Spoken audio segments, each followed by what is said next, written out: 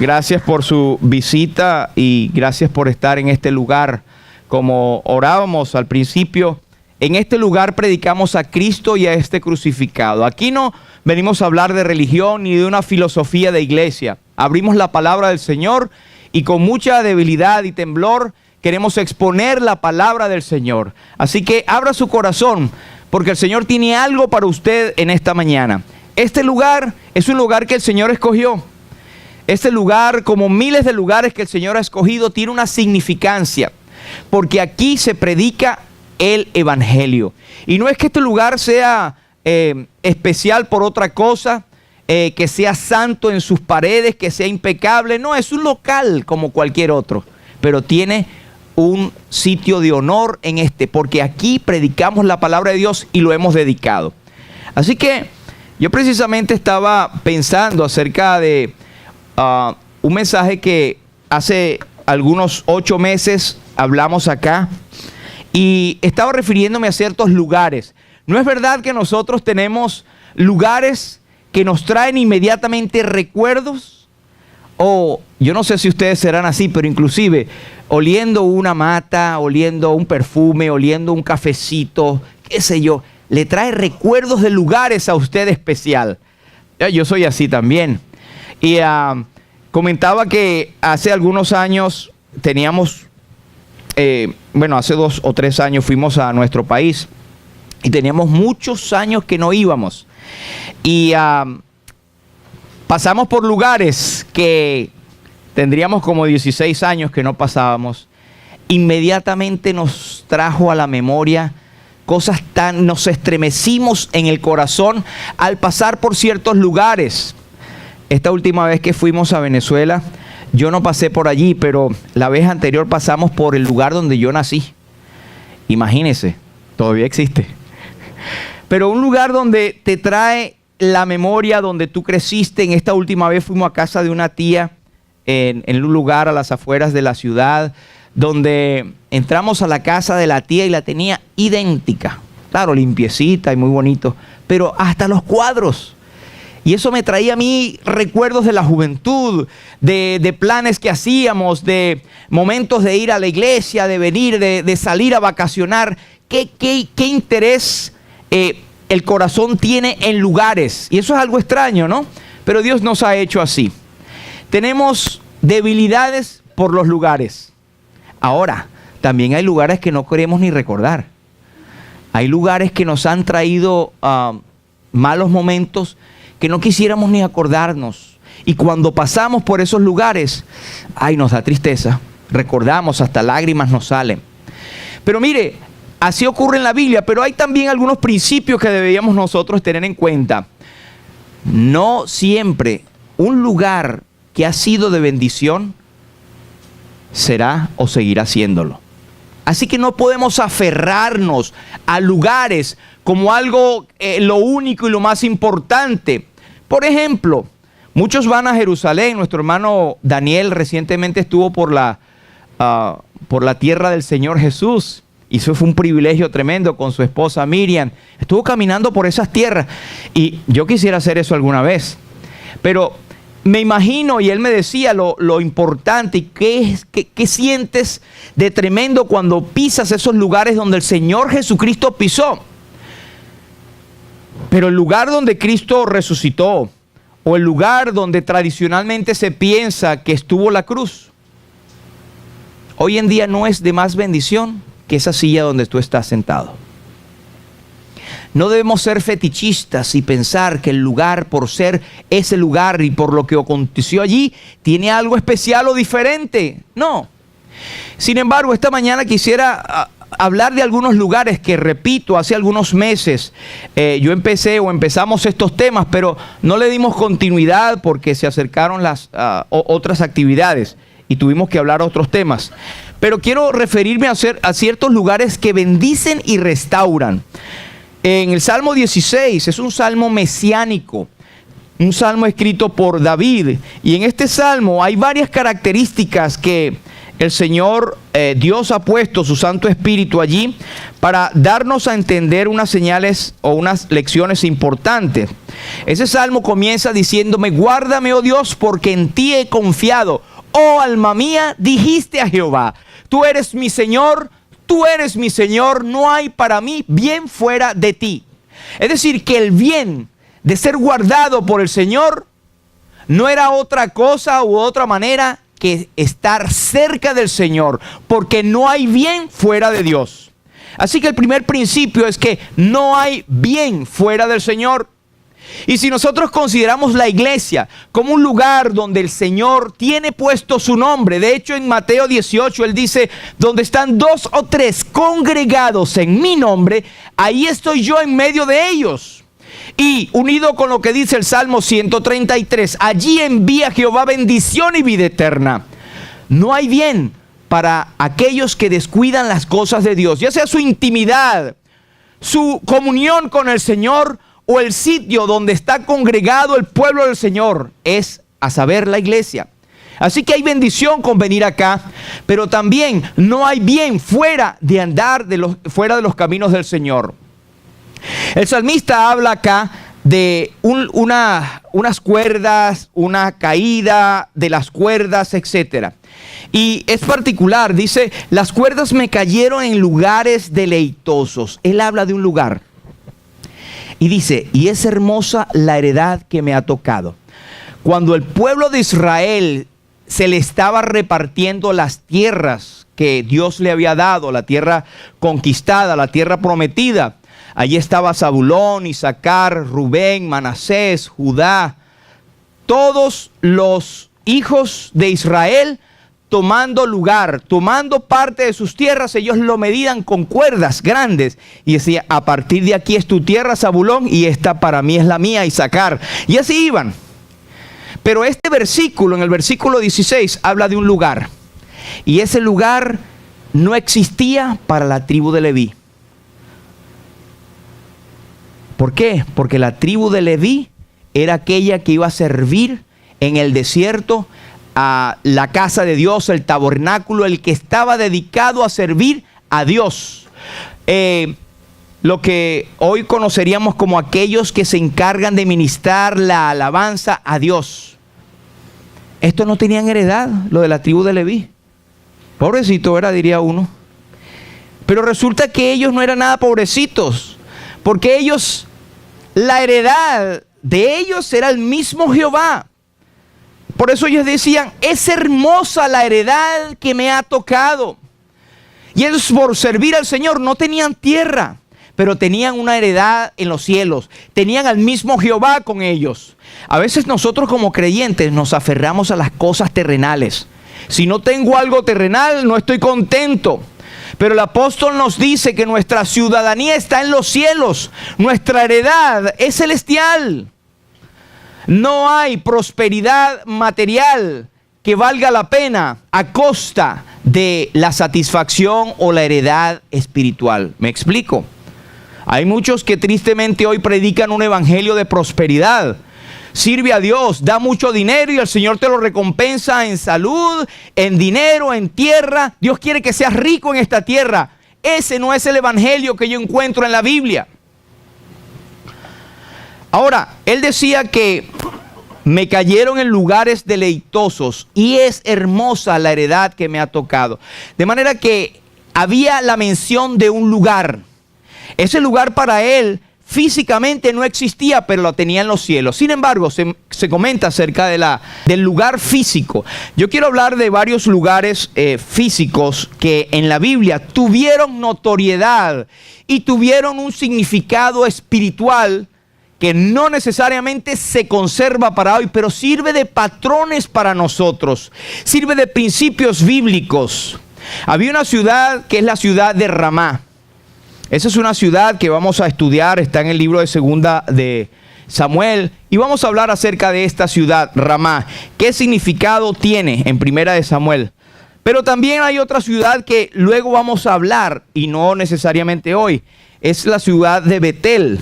En la iglesia de donde nosotros venimos, en Venezuela, y donde nos levantamos, recuerdo que había un periódico como el que tenemos nosotros, y se llama Betel.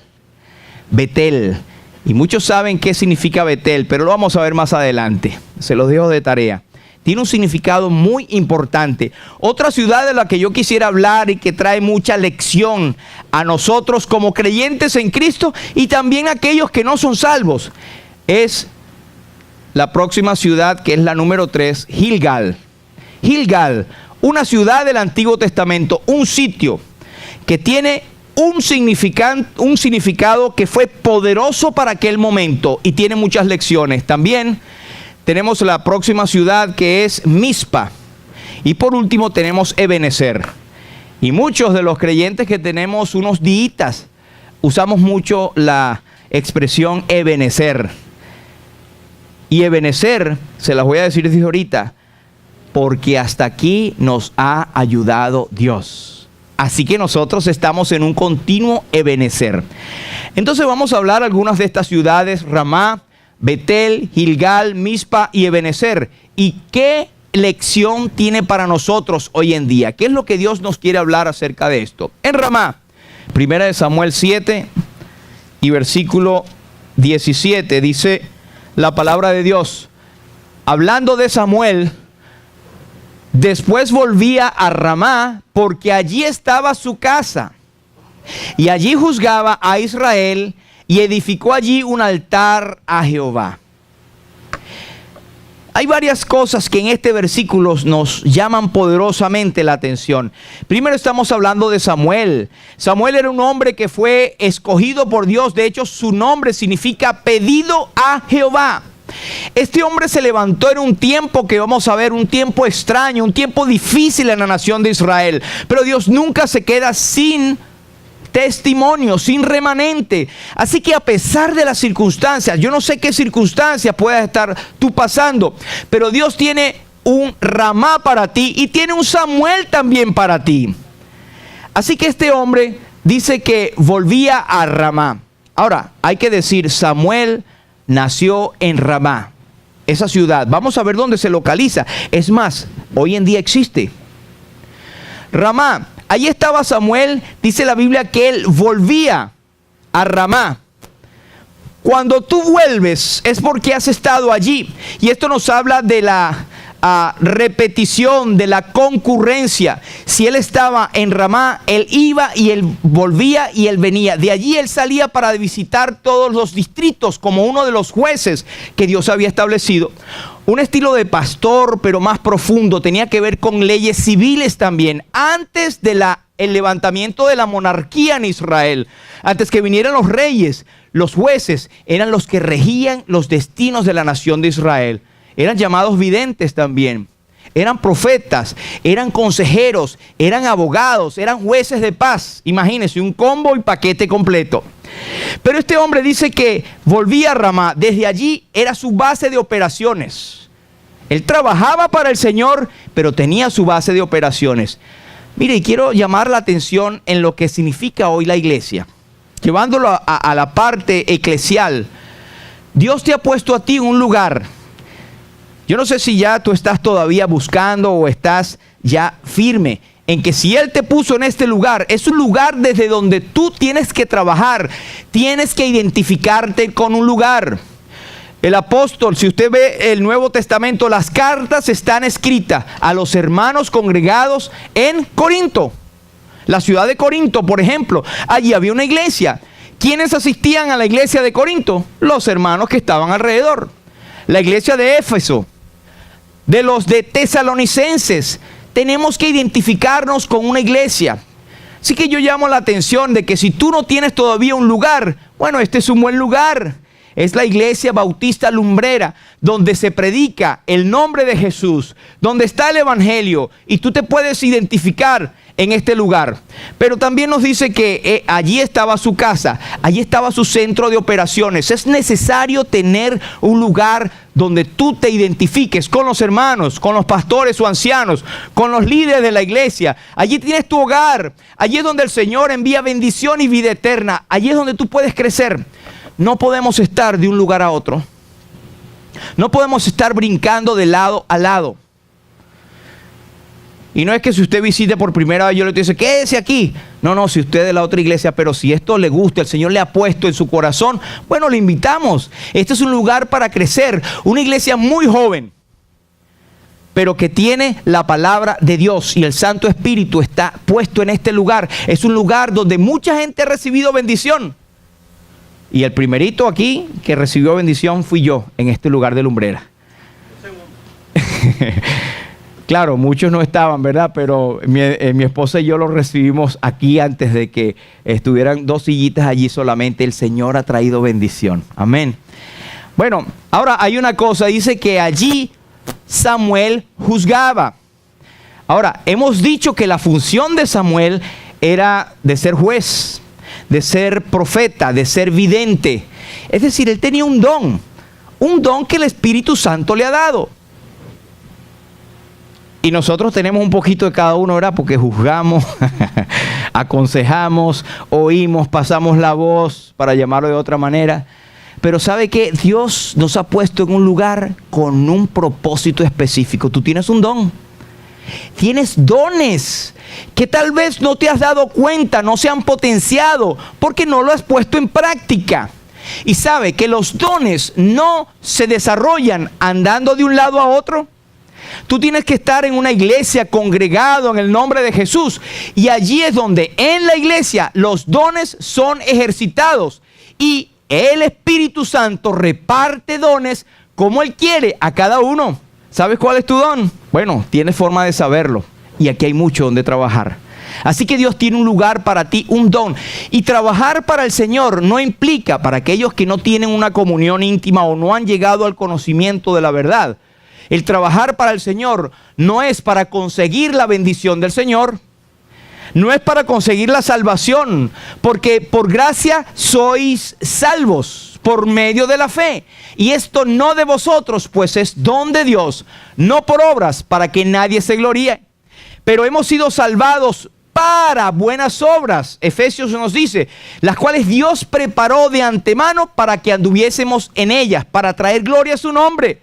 ¿Estás trayendo gloria al nombre de Jesús? No, yo asisto de vez en cuando. Sí, yo leo la Biblia, yo leo. Mira, los primeros cristianos, y digo los primeros porque allí empezó y muchos de nosotros tendrían que preguntarnos 2 veces. ¿Estás dispuesto a morir por Cristo? Ellos entregaban toda su vida por el nombre de Jesús. Y hoy en día está ocurriendo en eso. Pero el Señor nos permite hasta este momento ser una iglesia que aún está apenas sintiendo la persecución, pero vale la pena por lo que Cristo hizo en la cruz. Y si esta morada, este cuerpo terrenal se deshiciere, tengo en los cielos una morada eterna. Así que no temeré lo que me pueda hacer el hombre. ¿Estás tú buscando tus dones? ¿Estás buscando servir al Señor?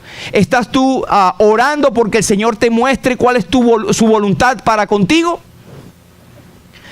Allí juzgaba. Es decir, allí ejercitaba sus dones. Ahora, hay algo importante que después dice que edificó allí un altar a Jehová. Ahora, los altares era un conjunto de piedras que ellos levantaban y allí sacrificaban un animal inocente, de acuerdo a lo que Dios había establecido, y derramaban su sangre y la ofrecían delante de Dios. Ahora, con ello, ellos estaban demostrando que tenían fe en un sacrificio.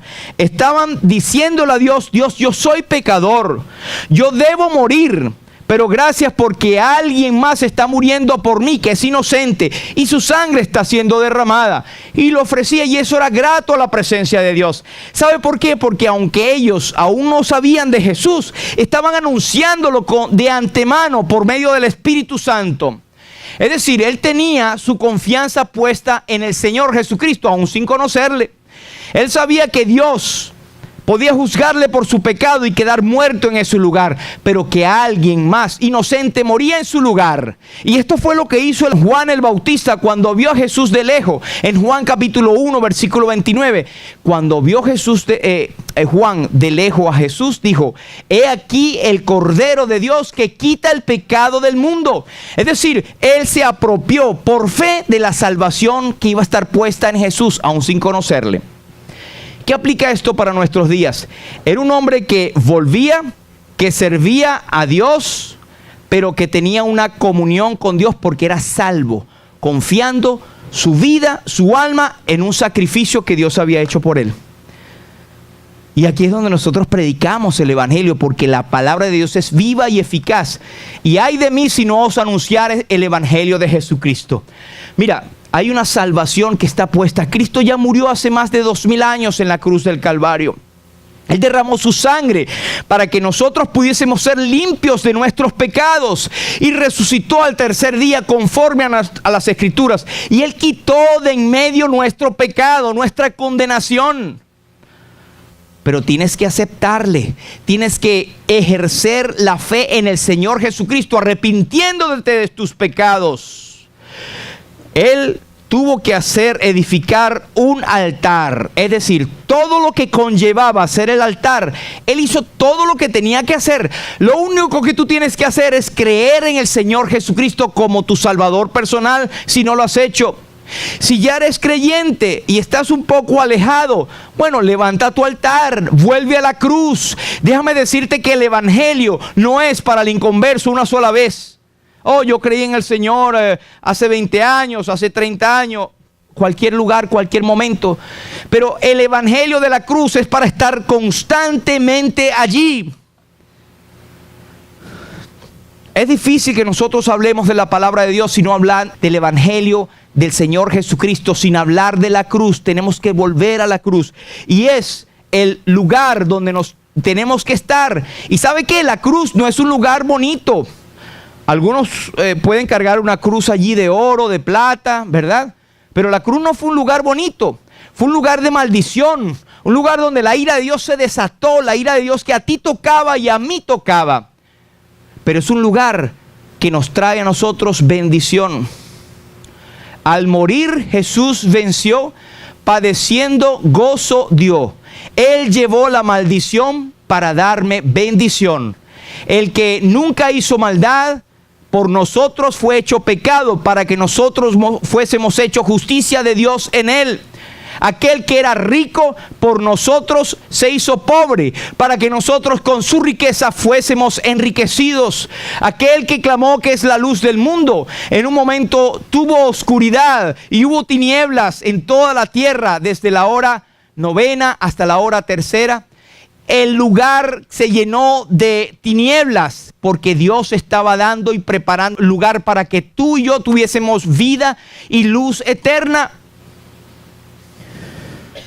El evangelio es vida, el evangelio es muerte.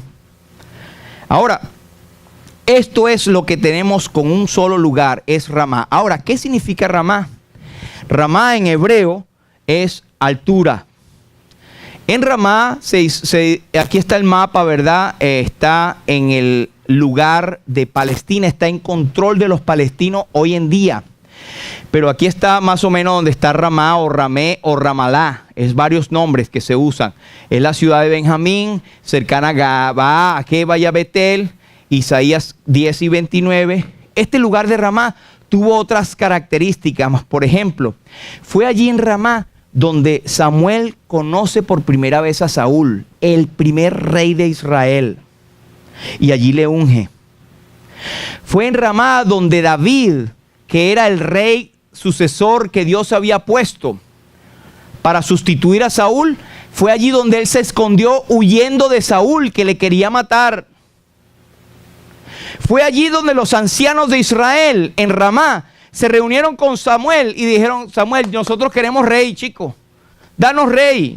Pídele a Dios que nos dé reyes. Y Dios le dijo: dile al pueblo de Israel que traer reyes sobre ellos va a ser una cosa dura. Van a imponer impuestos, van a tratar a sus hijos van a tener que ir delante del rey, van a tener que... No, queremos igual de lo que tiene la gente alrededor, queremos reyes. Fue en Ramá donde ocurrió eso también. De manera que en Ramá hay muchas connotaciones, muchos datos importantes en Ramá. Ahora, buscando allí en el internet, una de las ciudades que se identifican con el antiguo lugar del nacimiento de Samuel es Ramalá. Y fíjense que tiene su sello de municipalidad. Está en control de los palestinos. una ciudad que está asentada, está en las alturas. Aquí hay una parte donde, en el centro de la ciudad, donde ya cae nieve. Una ciudad muy fría en los tiempos de invierno.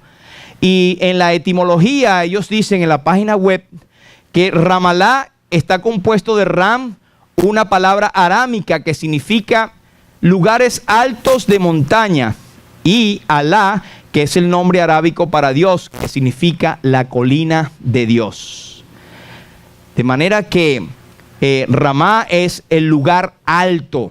Todavía conserva ese nombre y los árabes palestinos reconocen el nombre bíblico de esa ciudad. ¿Todavía existe? Ahora, ¿es Ramá hoy en día un lugar de bendición como lo fue en aquel momento? No lo sabemos. Debe haber bendición que Dios da allí. Hay creyentes en Cristo. La mayoría son judíos y otros son musulmanes.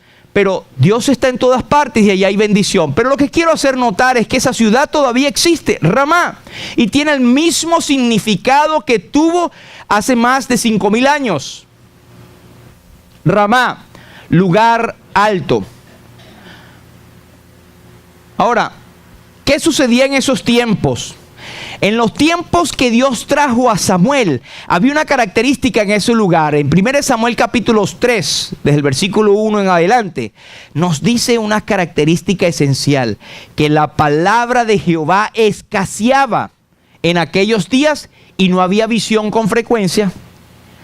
Es decir, que no había esta libertad de hablar la palabra de Dios. No se leía el Antiguo Testamento. Y no había visiones con frecuencia. Es decir, Dios no le revelaba mucho a los videntes o a los profetas. ¿Por qué? Por la dureza del corazón y la infidelidad del pueblo de Israel en seguir a Dios. Lo cierto es que no había. Escaseaba la palabra de Dios y no había visión con frecuencia. Ahora, ¿tú te has dado cuenta cómo está el mundo hoy en día? Gracias a Dios que hay lectura de la palabra. Usted va hasta el Walmart. Es más, usted va hasta todo a dólar y puede conseguir Biblias. La palabra de Dios está en todos lados. Ahora lo que existe es la indiferencia de la gente. No le importa, un libro más. Es la palabra eterna de Dios. Pero tú y yo estamos llamados a realzar y a levantar la importancia de la palabra de Dios nuevamente. Ahora, no había visión con frecuencia. Déjame decirte que no estés esperando a un profeta que se levante. No estés esperando un visionario, un vidente. No, estoy esperando que fulanito me hable. O voy para aquel lugar porque ahí está un apóstol, un profeta, alguien. Hermanos, la palabra de Dios ha sido entregada a nosotros y está revelada acá. Al final del Antiguo Testamento, en el libro de Apocalipsis, dice: y ninguno puede añadir ni quitar a lo que ya está escrito. Dios ha revelado su voluntad en la palabra. Ahora, ¿qué es lo que pasa? Que la gente no quiere leer. La gente no quiere venir a los cultos, a una iglesia bíblica. La gente quiere buscar algo diferente. Están como decía el apóstol Pablo, que en nada se interesaba sino en escuchar y oír algo nuevo, algo maravilloso. Pero tú sabes lo maravilloso que ocurre. En este mismo momento es maravilla que se esté leyendo la palabra de Dios y que hayan almas transformadas, personas que pasan de muerte a vida por el poder del Espíritu Santo, almas que están siendo tocadas por el Espíritu Santo, y tú mismo puedes estar sintiendo el llamado de Dios. Tengo que acercarme más a Dios. Y si no eres creyente, tal vez estés diciendo: hay algo de verdad en esto. El Espíritu Santo te puede estar hablando y eso son maravillas, eso son visiones que Dios te está dando. No esperes un rayo bajando del cielo. No esperes una visión ultra celestial. Lo más maravilloso ya ocurrió. Dios se hizo carne y habitó entre nosotros y vino a este mundo a morir en tu lugar y en mi lugar. Y el Señor no retarda su promesa, según algunos los tienen por tardanza, sino que es paciente para con nosotros, no queriendo que ninguno perezca, sino que todos procedan al arrepentimiento. En Proverbios nos dice: sin profecía el pueblo se desenfrena. Hoy en día entendemos la profecía, o mejor dicho, el profeta era aquel que hablaba palabra de parte de Dios. no estaba la palabra de Dios escrita. Ahora los que agarran la palabra de Dios y la proclaman son llamados predicadores de la palabra de Dios, heraldos, querigma en griego. Y esto es lo que tenemos hoy en día, la palabra de Dios siendo anunciada. Sin embargo, sin profecía el pueblo se desenfrena. Vea usted un lugar donde la palabra de Dios está siendo quitada, execrada, removida, y vea usted la maldición de Dios llegando allí. Proverbios 11 y 14, donde no hay dirección sabia, caerá el pueblo. Véalo usted en cualquier gobierno que no busca y sigue la palabra de Dios. El pueblo está en ruinas. Sin alusión personal a nuestros países, ¿no? Pero precisamente es la alusión a eso, las políticas hoy en día. Los gobiernos que manejan países, masas, son responsables de la maldición que está entrando, porque están apartándose de la palabra de Dios. Sin dirección sabia, sin dirección de la palabra de Dios, el pueblo caerá. Estamos aquí hablando los jueves de por qué debo estudiar la palabra de Dios. Y cada jueves vemos en el resumen algunas frases que expresidentes o presidentes de los Estados Unidos han dicho acerca de Dios y acerca de su palabra. Y eran hombres, por ejemplo, en los Estados Unidos, basados y fundados en la palabra de Dios. Ahora, eso ya no está ocurriendo. Por leyes las están sacando hasta de las escuelas, hasta en los tribunales. Ahora dígame usted, ¿qué está aconteciendo en los Estados Unidos? Sin profecía el pueblo se desenfrena. Eso es Ramá. En esos tiempos sucedía eso. Ahora, ¿qué pasa en estos tiempos? En el tiempo en que tú y yo estamos viviendo, también lo dice la palabra de Dios. Él le aconsejaba a Timoteo, su fiel discípulo, el apóstol Pablo, y decía: oye Timoteo, te encarezco, por favor, que prediques la palabra, que instes a tiempo y fuera de tiempo. Tú como creyente lo estás haciendo, que obligues a tiempo y fuera de tiempo la palabra de Dios. Sé que hay que tener cuidado por todas las leyes que existen ahora, de aquello de que yo no quiero que me lo digas porque me ofende, pero tenemos que ser fieles a lo que Dios nos ha dicho. Que prediques a tiempo y fuera de tiempo, redarguye, reprende, exhorta con toda paciencia y doctrina. Ahora se necesita tener doctrina, necesitas leer la palabra de Dios, necesitas venir a los discipulados del jueves, necesitas estudiar en intimidad la palabra de Dios. ¿Por qué? Porque vendrá tiempo cuando no sufrirán la sana doctrina, sino que teniendo comezón de oír, se amontonarán maestros conforme a sus propias concupiscencias, y apartarán de la verdad el oído y se volverán a las fábulas. Diga usted si eso no está ocurriendo hoy en día. ¿Por qué? Porque están dejando a Ramá. Están dejando el lugar donde deberían de estar, donde tenían la revelación de Dios, lugar espiritual me refiero. Donde no hay dirección sabia, el pueblo se desenfrena y caerá. Hermano creyente, por supuesto, si eres hermano eres creyente, ¿verdad?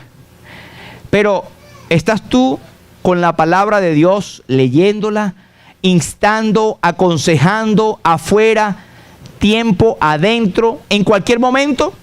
¿Estás leyéndola primeramente para ti? Mira, la Biblia nos ha dicho que este mundo puede ir aún peor si no ha de ser por nosotros mismos. Y no es que nos las demos de importante, pero Dios nos ha dado una importancia porque por mí y por ti Cristo murió. Y nos ha dado el privilegio de ser lumbreras en medio de una generación perversa y maligna. Cuando usted está en una finca por allá donde no tiene refrigerador y pica una carne y la tiene, usted si no tiene hielo, se pudre. Pero también, si usted le echa sal, usted la va a preservar, porque la sal preserva. Pues la Biblia nos dice que nosotros somos la sal de la tierra. Usted y yo, como iglesia, estamos preservando la corrupción de este mundo. El anticristo ya está vivo, ¿sabían? Ese hombre de pecado que habla la Biblia, todas las profecías se han cumplido, está vivo en algún lugar y no se ha levantado porque la iglesia todavía está acá.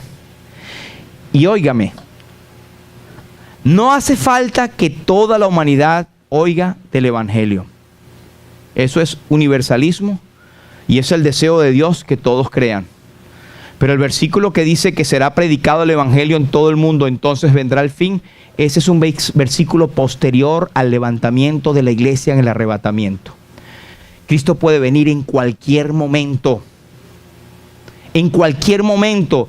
Y no hace falta que la gente dice, no, porque todavía allá hay media Rusia que no ha escuchado el evangelio. Dios es un Dios justo. Dios sabe lo que habrá. Pero en lo que a ti y a mí concierne, estar preparados para presentar defensa con mansedumbre y reverencia ante todo aquel que demande la razón que está en nosotros. Vendrán maestros que apartarán de la verdad del oído y se volverán a las fábulas. Tú lo puedes evitar estudiando la palabra y siendo un creyente fiel que trae gloria y honra al nombre de Dios. En Lamentaciones 3 y 23, por la misericordia de Jehová, aún no hemos sido consumidos. Ahora, por favor, no aplique esto al creyente. Por favor. El creyente no espera ninguna ira de Dios cuando es desobediente, pero sí espera disciplina. Pero no va a ser consumido porque desobedece, porque la ira de Dios fue cargada en Cristo en la cruz y Él es tu sustituto. Ahora, por la misericordia de Dios, muchas personas aún no han sido consumidos por no aceptar a Cristo, porque Dios es paciente para los que no creen, no queriendo que ninguno perezca, sino que todos procedan al arrepentimiento. Nuevas son las misericordias de Dios cada mañana. A veces pasamos por situaciones en nuestras vidas y decimos, Señor, pero ¿hasta cuándo sufro esto? Si tú supieras, si Dios te dejara ver la cortina de lo que estaría pasando contigo si su misericordia no estuviera contigo, quedarás muerto allí mismo.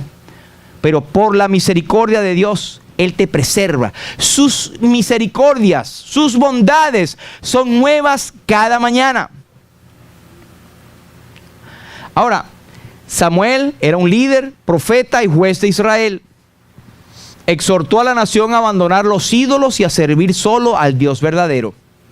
Mira, no crean que esto es nada más para la nación de Israel, abandonar los ídolos. Porque eran idólatras, tenían los dioses de otras naciones. Como creyentes, a veces somos idólatras. ¿Y sabe qué es idolatría? Todo lo que tú pongas enfrente de Dios que quite el lugar de Dios. Póngale usted nombre. Mi trabajo.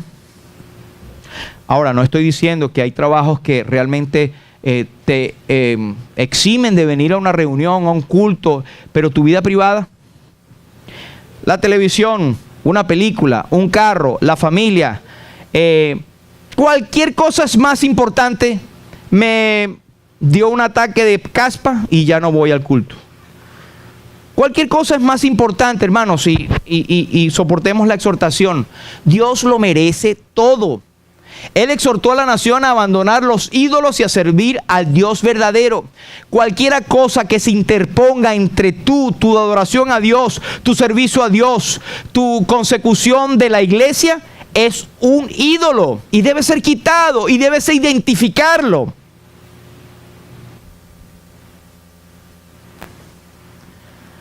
Fue un hombre de integridad, de altura, aún en tiempos de decadencia. La llamada nuestra en este tiempo es ser como Samuel en Ramá, hombre y mujer de altura. No es que seamos altos de estaturas, pero que tengamos nuestra mirada, nuestra integridad. Alguien ha descrito la integridad como hacer lo correcto aunque alguien o nadie me esté viendo. Eso es integridad, porque sabemos que el Señor sí nos está viendo. Hermano, estamos llamados en este tiempo de corrupción a ser creyentes diligentes, creyentes que tengan bien en claro su lugar de Ramá, creyentes que tengan bien en claro su separación, y que andemos en altura, hermanos. No se trata de que miremos con desprecio a los demás, porque eso sería vanagloria y estás andando en lo más bajo. Es andar en la altura de la comunión con Dios. El libro de Colosenses, y ya lo vamos a ver, da un excelente ejemplo. Es como que tú tuvieses tu cabeza en los cielos y tus pies en la tierra. Mantén los pies en la tierra, pero tu cabeza en las cosas celestiales. Pero nos descuidamos. Todo es más importante que el Señor. Todo es más importante que la Biblia. Y a los que la Biblia llama pastores, no es que sean más importantes que los otros y que, ese sí se dedica al Señor. No, no, hermanos, igual, son creyentes en Cristo, somos creyentes igual. Simplemente buscamos el servir al Señor y nos encontramos que son pocos los que hacen este llamado. Son pocos los que aceptan el llamado de guiar a otros. Hombre de integridad, de altura, aún en los tiempos de decadencia. ¿Cómo es tu integridad delante del mundo hoy en día? Y qué casualidad que habla de altura. ¿Dónde vivía él? En Ramá. Y Ramá significa lugar alto, colina de Dios, en las alturas.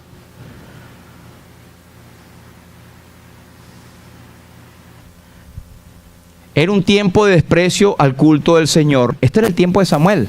No es que está viviendo un tiempo facilito, un tiempo de pan comido, como quien dice. A los hijos de Elí, el sumo sacerdote que quedaba, era un hombre que no tenía disciplina para con sus hijos. Era un hombre que se hacía la vista gorda hacia sus hijos. Y el Señor guarde a nuestros hijos y guarde nuestra enseñanza y nuestro testimonio hacia ellos. Era un tiempo de juicio. En el capítulo 3 y el versículo 12, Dios vino en juicio para los dos hijos de Elí y los mató, porque ellos tomaron o tuvieron en poco la ofrenda, el servir delante de Dios, y prostituyeron el servicio sagrado al Señor. Usted lo puede leer mejor allí en 1 Samuel capítulo 3. Pero también eran tiempos de secuestro de la verdad bíblica. Pero ven acá, ¿será que eso no es algo que estamos viviendo hoy en día? ¿Sabe qué pasó allí? Que el pueblo de Israel estaba lejos del estándar espiritual que Dios le había dado. Ellos no tenían en cuenta a Dios y muchas cosas se habían vuelto una religiosidad o una cosa externa de religión solamente. Y su corazón estaba lejos de Dios. Pues bien, ellos fueron a guerrear y perdieron la batalla contra los filisteos. Entonces dijeron, pero ven acá, vamos a agarrar el arca del pacto y nos la vamos a llevar. Allí sí vamos a tener la presencia de Dios. La presencia de Dios no viene dado en cosas, viene dado en tu corazón, viene dado en la entrega que tienes para con Él. Pero ellos tomaron esto, se llevaron el arca. Cuando el arca llegó al campamento de los israelitas que estaban previos a luchar contra los filisteos, ellos hicieron un tremendo escándalo de alegría, tanto que la tierra tembló. Y los filisteos dijeron, sape gato, aquí ocurrió algo, trajeron el arca, se dieron cuenta de lo que habían ocurrido y dijeron, mira, filisteos, ellos han traído el arca del pacto y su Dios va a pelear por ellos, vamos a hacer lo mejor de nosotros, vamos a ser hombres, y si morimos, que muramos. Y se fueron. Pues como la presencia de Dios no estaba con Israel, hubo una mortandad de más de creo que 30,000 hombres que murieron aquel día. Y de paso agarraron el arca y se la llevaron. En esto es que ellos confiaban. Vamos a llevárnosla, se la llevaron. Una burla. Muchas veces nosotros traemos deshonra. El Señor nos guarde que traigamos deshonra al nombre de Cristo. Recuerda, no es el lugar, no es lo físico lo que trae comunión y poder, sino es la oración y la entrega. No os conforméis a este siglo, sino transformaos por medio de la renovación de vuestro entendimiento, para que comprobéis cuál sea la buena voluntad de Dios, agradable y perfecta. No está la respuesta en este mundo. Usted tiene como ejemplos a Abraham y a Lot. Abraham, cuando fue a escoger con su sobrino Lot escogió lo más bajo, las llanuras, y Abraham Hebrón, los sitios altos. Los discípulos se fueron al aposento que estaba en el sótano, ¿verdad? No, el aposento alto, por alguna razón. Separación es nuestro Ramá. Ahora, El apóstol nos habla en Colosenses 3, y con esto estoy terminando. Él hace una afirmación, él dice: sí, pues, habéis muerto. Buscad con Cristo, buscad las cosas de arriba donde está Cristo sentado a la diestra de Dios. Poned la mira en las cosas de arriba, no en las de la tierra. Porque habéis muerto y vuestra vida está escondida con Cristo en Dios. Cuando Cristo, vuestra vida, se manifieste, entonces vosotros también seréis manifestados con Él en gloria. Esperamos el momento en que Cristo volverá. Mientras tanto, tu mirada debe estar en los cielos. Sé sincero contigo mismo y con Dios. ¿Dónde está tu mirada? ¿Dónde tienes ahora mismo tu ramá? ¿Estás viviendo en las alturas o estás viviendo en lo más bajo de esta tierra? Como creyentes tienes una responsabilidad, y muchas veces las cosas no se dan, las bendiciones no vienen, porque hay obstáculos en nuestra vida. Hay pecados no confesados, hay conductas no propias de un cristiano. ¿Dónde estamos parados? ¿Dónde estás tú situado como Dios, con Dios? ¿Estás tomando en cuenta que eres un creyente en Cristo y que tu ciudadanía está en los cielos? Dime en un momento en tu mente, no me digas, simplemente piénsalo. ¿Dónde está puesta tu prioridad ahora? ¿En tu trabajo? ¿En tu salud? ¿En tus hijos? ¿Tus nietos? ¿En la herencia de hacer dinero? ¿En tu carro? ¿Qué sé yo? Esas no son prioridades. Ahora, el Señor dijo: buscad primeramente el reino de Dios y su justicia, y las demás cosas vendrán por añadidura. Te pido que cierres tus ojos y pienses en lo que hemos hablado en esta mañana. Cierra tus ojos y allí entre tú y el Señor dile: Señor, reconozco que he estado lejos de ti. Reconozco que no estoy precisamente viviendo en las alturas. Yo levanto mi mano para notar que yo soy el primero.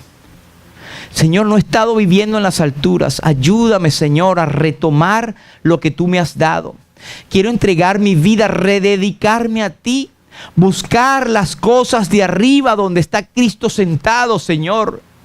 Me he puesto a husmear y a enredarme, a enlodarme con lo que está en el mundo y no me va bien, Señor. Levanta tu mano, tu corazón, con los ojos cerrados, nadie te está viendo, y di: Señor, perdóname. Señor, límpiame, lávame. Entre tú y yo, Señor, perdóname por no andar en un ramá, en el ramá que tú me has puesto, en los lugares de arriba. Allí pertenezco. Perdóname y ayúdame, Señor, a estar nuevamente en donde tú quieres que yo esté, a servirte, a ir y volver, a desarrollar los dones que tú me has dado, Señor, a tener bendición y ser de bendición para mí y para mi familia, Señor. Una bendición espiritual, y proclamar al mundo que Cristo es el Señor, pero no lo ven en mí porque yo estoy andando junto con el mundo. Señor, perdóname y ayúdame. En esta mañana me rededico a ti, Señor. Levanto mi mano en señal de este pacto que estoy haciendo en este momento. Si lo estás haciendo conmigo, acompáñame. Señor, me levanto nuevamente a servirte, a rededicar mi vida a ti, a no conformarme a este mundo, a este siglo, sino a ser transformado por medio de la renovación de mi entendimiento. Gracias te doy, Señor, por tu palabra. Gracias te doy por este llamado que tú me has hecho en esta mañana. Padre, y ahora te pido tu bendición para cada uno de nosotros que hemos hecho esta rededicación de andar en los lugares altos, lugares celestiales. En el nombre de Jesús. Amén. Hay un himno que a veces cantamos. Bueno, que a veces cantamos, hace muchos años que ya no cantamos. Ese es un himno que yo oí cuando estaba chiquitico. Eso fue hace mucho. Dice: adelante vamos, hijos de la luz. Si al Señor amamos, quien murió en la cruz. Siempre para arriba, nuestra senda va. Recompensa rica nos espera allá. Adelante vamos. Pronto han de llegar todos los salvados a su eterno hogar. En el mundo, hermanos, no hay tranquilidad. A Jesús sigamos y tendremos paz. Señor te bendiga, Él bendiga su palabra.